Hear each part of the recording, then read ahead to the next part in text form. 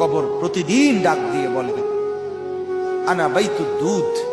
প্রত্যেকের কবর প্রত্যেককে ডেকে বলে, ও আল্লাহর বান্দা, জানো আমি পোকামাকড়ের ঘর, পোকামাকড়ের ঘর।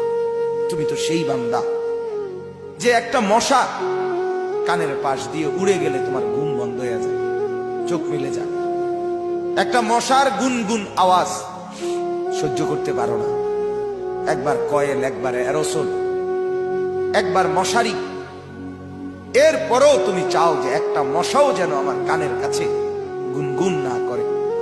তো 5 ঘন্টার ঘুমের জন্য, 6 ঘন্টার ঘুমের জন্য বান্দা এই যত্ন নিলা, অনন্তকাল কিংবা বছরের পর বছর কবরের যে ঘুম দিবা, পড়ে থাকবা সেই ঘরে, পোকা মাকড়ের ঘর, সেই ঘরে তুমি ঘুমাইবা কেমনে, থাকবা? আমার বাপ